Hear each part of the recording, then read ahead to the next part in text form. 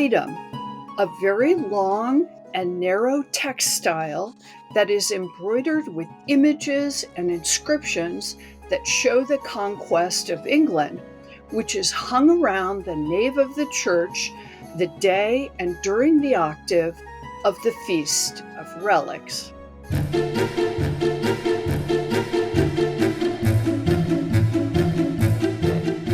Hi, I'm Alexa Sand. And I'm Ian McInnes. And this is Real Fantastic Beasts. Because we believe that learning about animals in history and literature and art helps us understand our place among our fellow creatures today. And Alexa, who do we have with us today? Well, today we have a special guest. It's Elizabeth Pastan. She's a professor of art history at Emory University in Atlanta. And she is an expert on stained glass, but she has also written extensively on this object known popularly as the Bayeux Tapestry, although it is actually an embroidery. And she's here to talk to us both about the object in general and also specifically about its beastliness, because it is just crawling with animals. Just a quick note, if you'd like to see the images we'll be talking about, you can view the YouTube version. The link is in the episode description. I was going to ask about embroidery versus tapestry, because of course, as I was growing up, I learned about the Bayeux Tapestry, and that's what everyone calls it. And I believe this is a narrower definition of tapestry that includes only woven things rather than embroidered things. Is that right? That's right. A tapestry is made on a continuous weave on a loom, often by male workers, whereas embroidery is Anglo-Saxon women's art, where you put the needle through the textile and bring it back up. Mm-hmm. So the Bayeux embroidery is 10 links of linen sewn inch to inch that are embroidered with 10 different colors of yarn across its almost 224-foot surface. Wow, that is so long. And Yeah. how tall is it?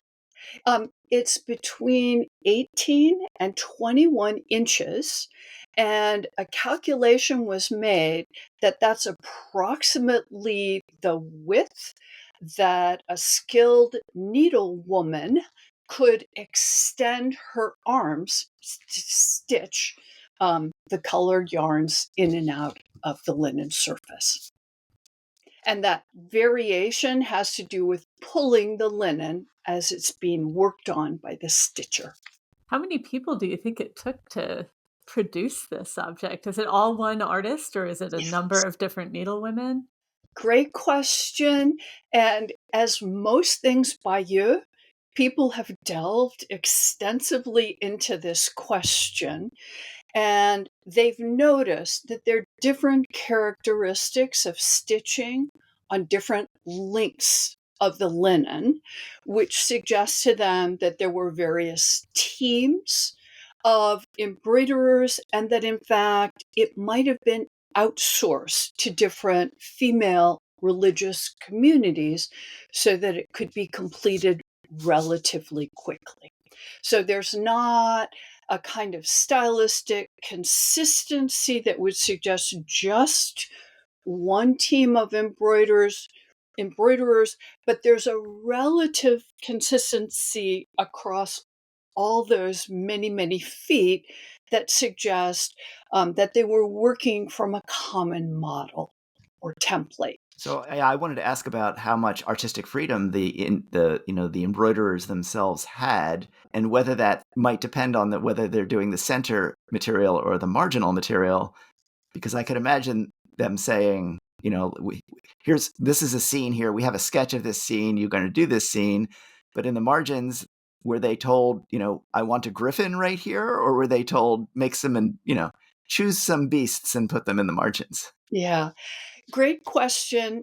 No clear answer, but I have a few observations to bring to that question. The first is that when they last examined the Bayeux embroidery in detail in 1982, they discovered that there were colored threads going from the borders into the main field Mhm. that suggested that the same stitchers worked on the borders as in the main field. And that turns out to be something that makes for good embroidery. If you use consistent lengths of colored yarn, then you have a uniform pull across the linen as you're weaving in and out of it. So if you've used blue color in the main field, you might finish up the border with that blue color before you thread in a new color. So it seems that it's the same work women on the borders and the main field. But scholars looking at the coordination of the main field with the borders notice that they seem to be a little bit off, slightly in a diagonal relationship, Huh.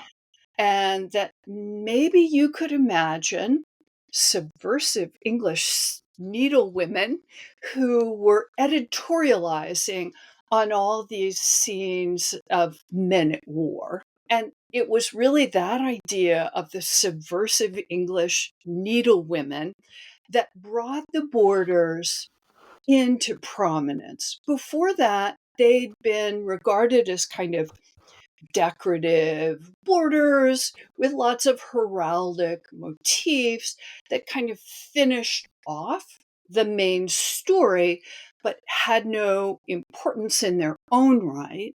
And then when they started to kind of make this rough alignment and imagine that the borders were editorializing, that's when people really began to delve into all these creatures. And I should give you a great statistic here that while there are 626 human figures on the embroidery, 6 of them female, there are 738 zoomorphic forms. So just to clarify for our audience a little bit, the main field, the sort of central, 12 inches of About, the yes, of the about embroidery, 12 inches, yeah. And it tells a story, right? Like it has a sort of linear narrative. it has a linear narrative of the events leading up to the Norman conquest of England. Uh-huh. And at the top of this main field, and just under the upper border, is an inscription. And this inscription consists of 378 words that identify major personages primarily in the story of the Norman conquest. And these major personages are King Edward the Confessor, the childless king who dies, and the conquest or the contest between his two putative successors, his brother-in-law, Earl Harold of England, and his cousin, who raised him in Normandy, Duke William of Normandy. So those 3 names come up in this pretty laconic 378 word inscription the most frequently. And then thinking about this main field that shows in the first third of it the various negotiations. Would it be Harold? Would it be um, Duke William? And most famously, Earl Harold's oath to William on the relics of Bayeux Cathedral. Along with that basic layout, then the last 2/3 of the embroidery are all about the Battle of Hastings. And it's interesting that in terms of the scholarship, 80% of the scholarship, maybe 90, is about that first third, the various negotiations leading up to the Norman conquest of England. But 2/3 of the embroidery is, in fact, the battle itself. I think the way that the tapestry sort of has been represented or received speaks to a lot of kind of what we're trying to achieve in this podcast. Because I remember the 12-year-old me, and we had a version of this that with all the captions and everything, you could sort of follow along. My 12-year-old self was 90% interested in the Battle of Hastings and not the first third. But I will say that I didn't really, I mean, if you had asked me, so tell me about the animals, I wasn't noticing them at all, right? I mean, I would have said, well, I guess there's some hawks that I kind of remember, and maybe some dogs, but I wouldn't have said, hey, there's more animals than people in this embroidery.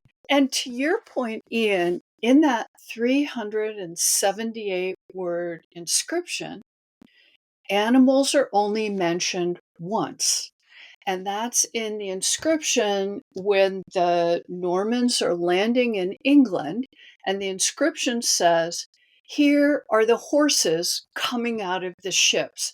Horses are the only creature named in the inscription, which is kind of an interesting point because a scholar named Richard Brilliant wrote an article about the Bayeux Embroidery saying, with this really laconic inscription, a lot of proper names in it, we have to imagine a kind of performer narrating the whole story using the scenes and the inscriptions as the basis of a much longer and involved tale that he could adapt according to his audience, expand, smooth over rough parts according to the nature of his audience, and that what we're really looking at is a kind of great performance piece. So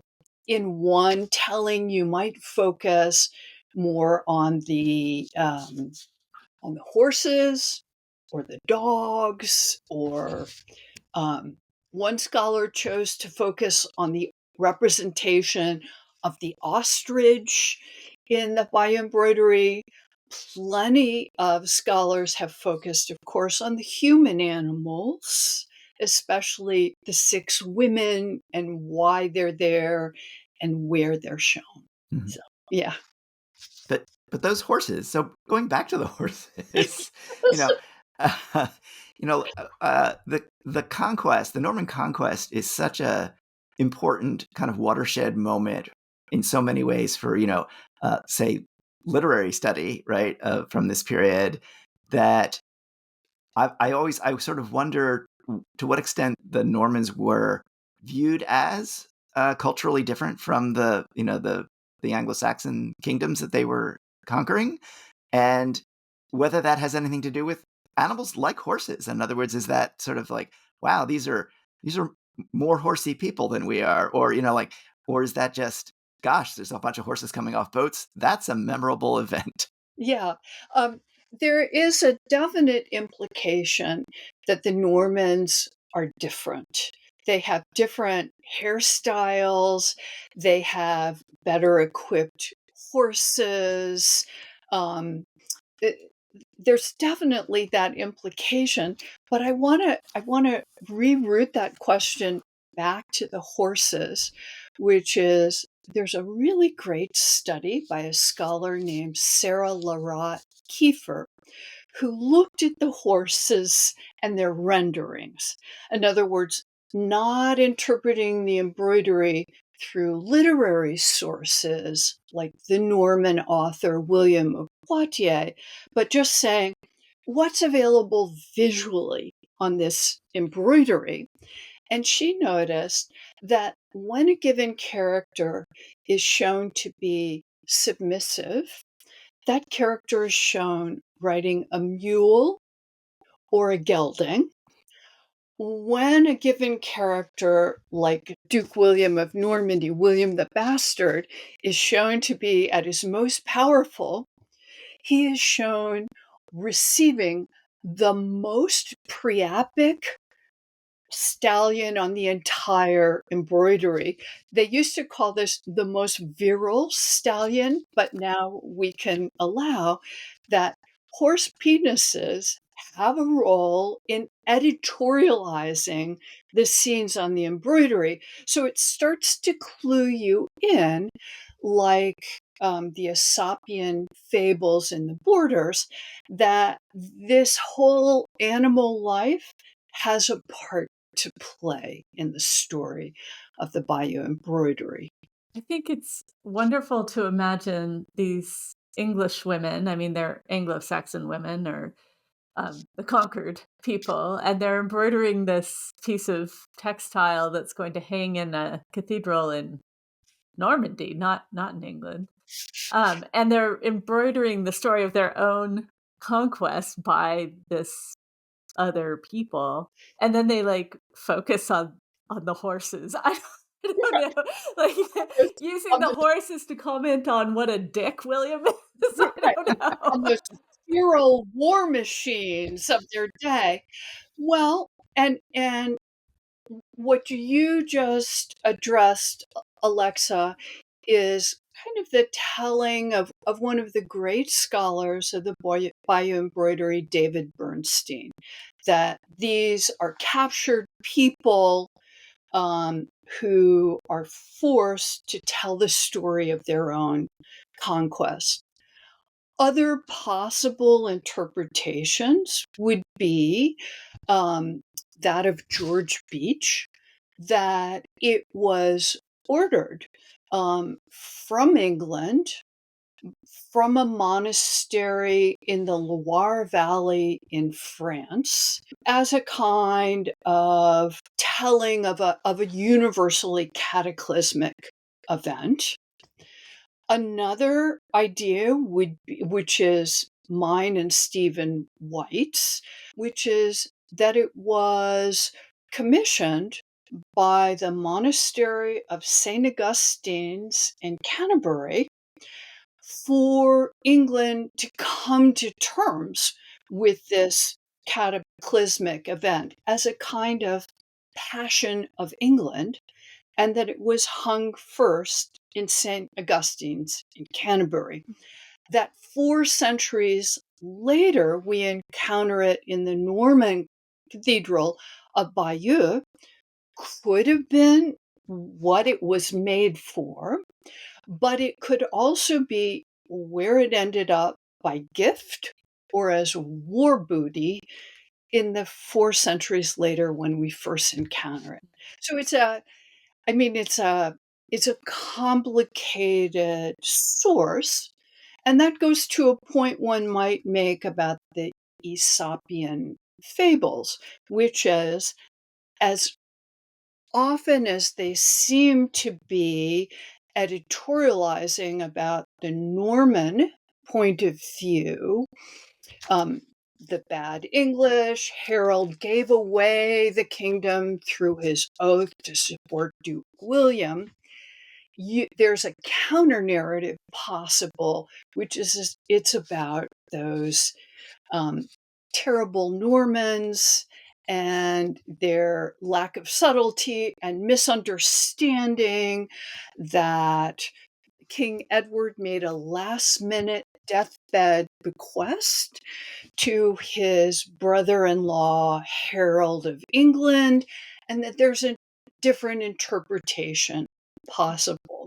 And I owe it to my co-author, Steve White, who took the Aesopian fable of the fox, the cheese, and the crow to say, here's a fable in which the vain crow steals a piece of cheese and is perched on a branch about to eat it. The wily fox comes along and says, I'd like that piece of cheese. So he flatters the crow into dropping the piece of cheese by saying, "Crow, I bet you have a beautiful singing voice." So the crow starts to sing, the cheese falls to the fox, and um, the cheese slash England is captured by the wily fox William. But what Steve White said is, first of all, if we're using Aesopian fables, then we're equating human beings with animals. That's not such a great compliment to the presumed man's dominion over the animal kingdom. Secondly, would you rather be the crow who steals the cheese and is vain, or the wily fox who flatters the crow into giving up the cheese? Is it really such a flattering analogy, or is it maybe a commentary on the kind of plundering, competitive tendencies of the human kingdom writ large? In other words, do we have to see it in such a specific editorial way, or is there something else going on? So could it be almost a 11th century feminist critique of the patriarchy? Why not? Subversive English seamstresses, certainly. Um, Another thought is that these Aesopian fables were studied in the monastic schools. And so you'd have a literate clerical audience who understood them well, but they understood them as tools to think with. Because one of the exercises in the monastic education was to imagine a different moral or a different ending for each fable. So they were actually quite flexible in that sense. And in a way, the Bayeux Embroidery plays that idea of what would a different ending look like by the fact that several of the fables are repeated up to 3 different times within the length of the Bayeux Mm. Embroidery. So the story of the fox, the cheese, and the crow comes up whenever Harold is in transit, and it's like a kind of cartoon with the cheese poised at different points in the mouth of the crow, first appearance, midair, second appearance, in the mouth of the fox, third Mhm. appearance, suggesting that there's some kind of complex engagement, almost like a monastic school exercise would be. And that in that case, you'd have literate, if effete, male religious trained to think about these flexibly. Um, That is yeah, so interesting because so later fables like this were fairly reductive. In other words, they like they had become a certain commonplace moral, and were not being used to sort of think creatively about the moral lesson. Do we have evidence from elsewhere outside of the embroidery that say the fox and the cheese and the crow was being imagined as, say, about competition between wily scavengers? yes. So I'm aware that Odo of Cheriton, who's writing in the 13th century, supplies a different ending than what we think of as the Aesopian epithalium, which is about um, don't listen to vain flatterers. And Marie de France also engaged with a number of the fables and told them from a different perspective.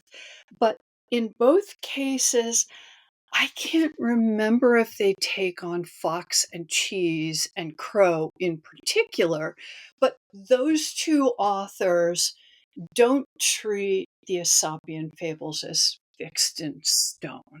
Mhm. Um, and the fact that one of those authors is female is interesting in itself, to your perspective, Alexa, that maybe those needle women are engaging in creative ways, or that these fables have a kind of common vernacular currency that gives way to this play. Mhm. Mm. Are I there wonder. other fables that appear multiple times in the margins? The one I can think of offhand is the story of the mother dog and puppies. And this is an Aesopian fable where the pregnant mother dog is about to give birth, and another dog allows her to come into her home to give birth to the puppies as an act of kindness. And once the puppies have been born, the homeowner says, "Okay, I'm ready to resume full occupancy now." And the new mother dog says, "Good luck finding a place to live. I and my puppies are here." And you can hear in that story that they're just working that idea of possession. Yeah. Whose homeland is this?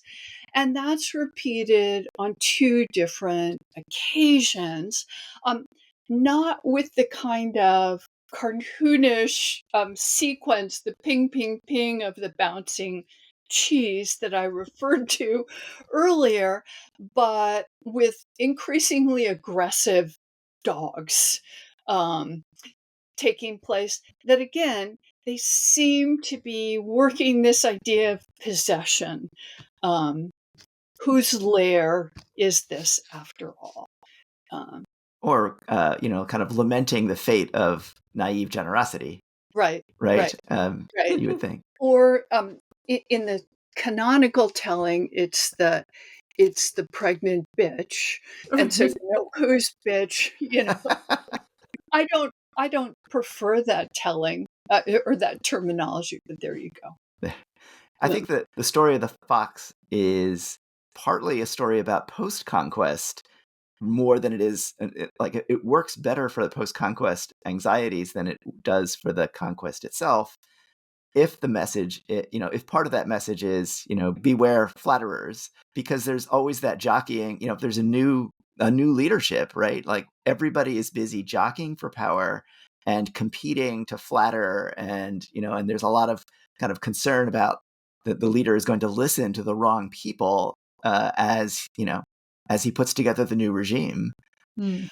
I absolutely love that point, Ian, because whereas David Bernstein highlighted kind of the old England versus the new Norman as a kind of face off, part of our advocating that it might have been commissioned in post conquest England was that in post conquest England, you have to come to terms with the new Anglo Norman realities.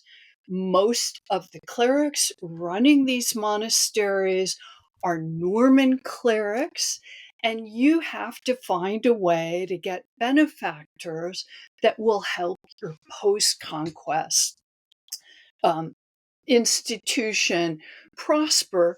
You have to find a way through, which makes it, again, like the animal stories we've been telling, a bit more complicated. Okay, I Um, have to ask, yes, Elizabeth, I have yeah, to ask about the ostrich. I okay. mean, an ostrich is a African bird. It's not Um, a European bird. So how does it end up in the Bayeux Embroidery? oh, thank you for asking, because it's an interpretation that has always stuck with me for its oddity. This is the creature focused on by a scholar named J. Bard McNulty, who, out of all the 718 zoomorphic forms, focused on this single image as William and his men are heading into battle of the form he interpreted as an ostrich. And it is a long-necked creature with its neck pointing down. And according to J. Bard McNulty, lest you missed it, there's a little star next to this long-necked bird pointing down. But it's one of the problems about working with animals on such a long textile. So if you're working on horses or dogs or birds, you're working on a creature that's ubiquitous. But if you select one little ostrich, you have to say, is that as central as you, the scholar, are claiming it is? Is it certifiably an ostrich? Hard to say in the embroidered stitches. And then what J. Bard McNulty wants to do with this is to say, well, we think of ostriches as a creature exercising avoidance behaviors, putting their head in the sand. But in fact, in medieval lore, ostriches were creatures of strength who consumed large quantities of iron. They're shown in other instances being fed horse stirrups as evidence of their warlike martial character. So here you have this ostrich that J. Bard McNulty is saying is all about the Norman militaristic strength.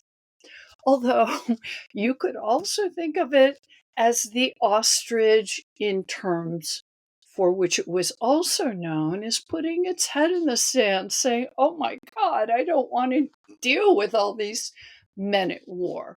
But it gives you kind of interesting instance of the way animals can be used. Another super interesting instance is that the English scholar Gail Owen Crocker looked at the 217 representation of birds on the Bayeux Embroidery. And while some of them might be specific species like the hoopie or the crane, conceivably the owl, maybe a heron. Most of them, she contends, are just kind of generic bird-like creatures with a kind of ironic anthropomorphism.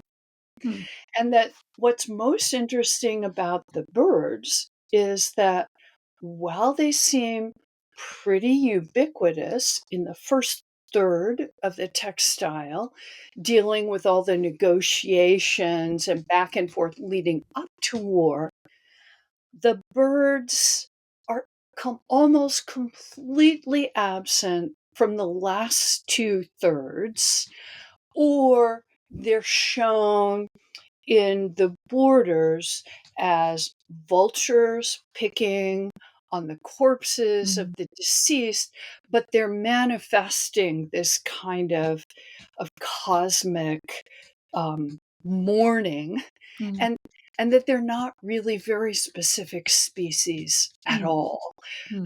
They, like other creatures you can look at, have something rather specific, a specific way of engaging with the main field, however one might interpret that. It seems like a lot of the art historical focus has been on kind of tracing the anthropomorphism, right? The symbolic or metaphorical, like the connections to the main narrative, the animals as being meaningful. Are there any kind of animals or animal narratives in the margins that are entirely about animality, right? In other words, that are simply like records of the animal being animal in ways that aren't symbolically related to the story of the conquest? Yeah. Certainly there are. And this gets at a really interesting point, which is when you look at the Bayeux embroidery as a whole, like your 12-year-old self, Ian, you could think of these borders as being decorative, kind of symmetrical alignments of birds and lions. Okay, some of them are peacocks, some of them may be wolves, but that they really are decorative borders like we find on lots of Anglo-Saxon textiles. And I'm thinking in particular of a bishop's maniple from the 11th century in Durham Cathedral, where there are lots of embroidered creatures who seem to be merely part of the decorative elaboration and the display of the embroidered skill of um, gold wrapped threads depicting these creatures on a crimson ground. And what's interesting about the Bayeux embroidery is it lends itself to thinking, okay, decorative borders in kind of familiar symmetrical patterns where they're just doing their own thing until they aren't. So it kind of draws you in. Is that just another um, pair of wolf or dog or lion like creatures facing each other? Or, in fact, are the wolves who look like they're eating right above the banqueting scene of the human creatures in the main field? Mhm. So it keeps you looking, it keeps you engaged in a wonderful way. I should mention when Branston Yap was writing, and he's a zoological biologist, and he's writing about the creatures of the Bayeux embroidery in 1987. He claims to be the first to write about the animals on their own terms, and he begins identifying curly horned sheep, exotic species. So, looking at the animals on their own terms, not just through an argument about conquest or manufacture, is is a relatively new enterprise, and I think there might be more answers to your questions. Are there meta narratives in the border that we should pay more attention to Mm. than I'm able to say now? Why harpies, for example, or some of the other more exotic creatures that I'm trying to think of off the top of my head? Well, in fact, most of the creatures in the Real Animal podcasts are on the Bayou embroidery, with the exception of the tiger and the werewolf. But there are leopards, there are rabbits, there are deers, there are camels, unicorns, chimeras, griffins, stags, bulls, boars, bears. I mean, it really is an extensive array of animals, dragons. Once you start on a list like this, you hate to stop because you don't want to leave out a single creature, Right. but they're all there, seemingly decorative until maybe you make the first connection. They're not so prevalent in the borders in the later scenes of war that are filled up by corpses But the and first warriors. Yeah. corpse, I think the first corpse in the sequence of corpses at the Battle of Hastings is actually a bird. Oh, cool. So, like, there's the first Englishman who's killed, or the first Anglo-Saxon, I guess, who's killed. Right? Right underneath him, there's a dead bird. And Oh, then it goes to human corpses.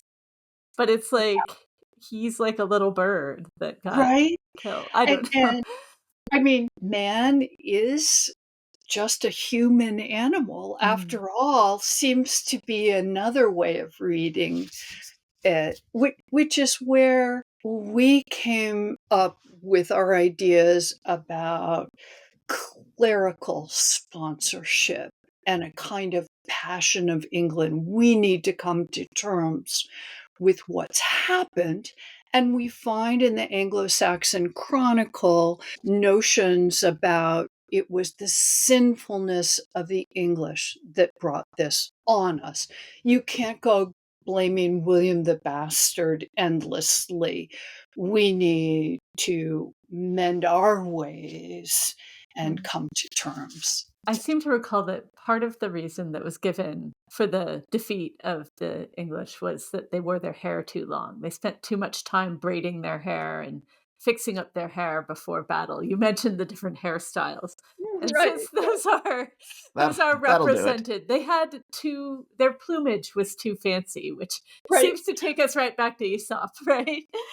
So the first appearance of Harold on the embroidery, he's out with his hawks and hounds. Mm. He has hair flowing in the wind.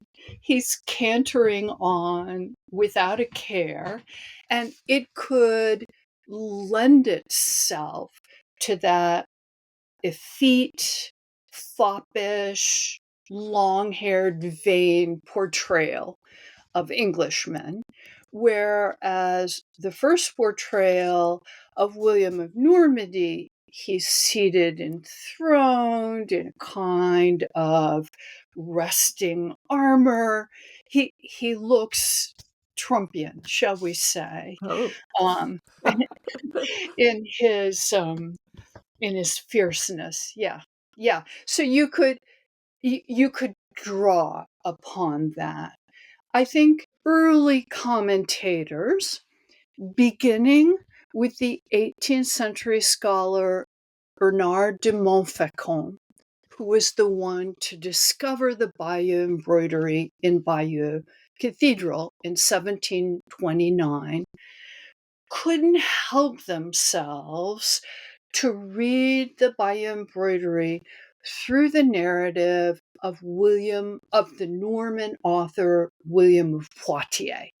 And with William of Poitiers in mind, you have the motivations, the unexpressed text for everything that occurs. But of course, not everybody was reading William of Poitiers, let alone agreeing with him. And there's where sources like the Anglo-Saxon Chronicle, with ironizing things to say about William the Conqueror, um, give us a different, more complex, let's just call it Anglo-Norman perspective on the embroidery. You mentioned that the embroidery, in some ways, depicts humans as another animal, right? In other words, one of the many beasts, right? If the Right. most important or central. And there are some humans in the margins, including some naked folk, what looks like Adam and Eve, but then also sort of random naked person. Right. And I wondered, are these kind of a process of depicting sort of the like the animality of the human, or the like the human who goes animal, because take off your clothes and you'll end up in the margins, kind of? I mean, that's certainly there as an interpretation. And in one of the scenes of Little Naked People, the man is priapic as he runs towards a woman. So you've got this, it's not just the horses, folks, Yeah. kind of thing I going didn't want to on. say that. Right. But if you imagine churchmen thinking about the whims of humans and the ways they need to rise above their sinful nature, some of these scenes could come into perspective. That's our point of view. Though I should say, the traditional interpretation was that the Bayeux embroidery was patronized by a cleric named Odo of Bayeux, who would have ordered this for one of his many palaces. And that Odo interpretation of secular commission display in a secular building works well with calling it a tapestry, because tapestries are very practical wall coverings in cold stone secular buildings.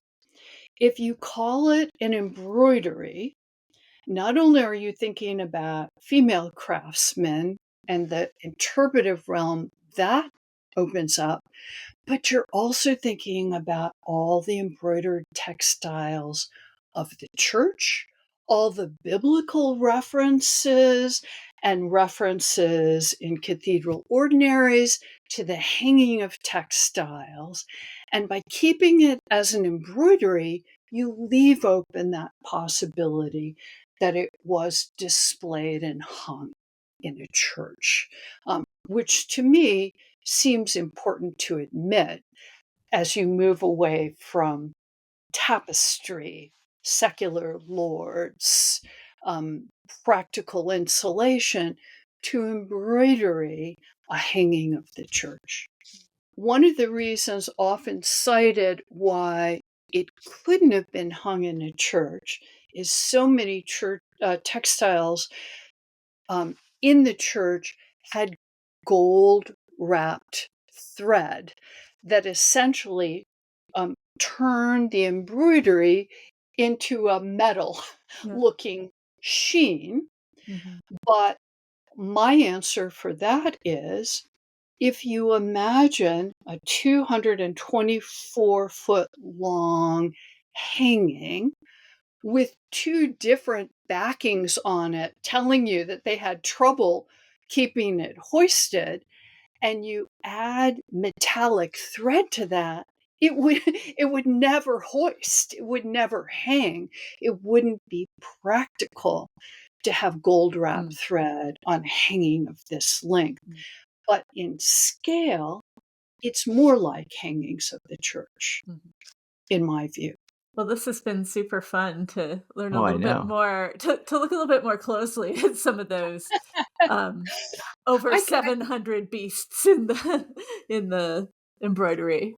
Or zoomorphic forms, Yes, at yeah. least. Yeah, yeah. And I have to say that it's been such a pleasure coming back to it as I've gone on to think about other things. So I thank you for inviting me. Well, thank you for your generosity and Yeah. being willing to speak to our audience. I know that this is so fascinating. Yeah, yeah. And Well, I don't think any of us will ever look at the creatures, the human and non-human animals in the embroidery the same way again. Nope. gosh, I hope not. Well, thank you. You're Yes, so thank you. welcome. If you have questions or comments or suggestions about future episodes, we would love to hear from you. Just go to realfantasticbeasts.com and you will find lots of ways to join the conversation.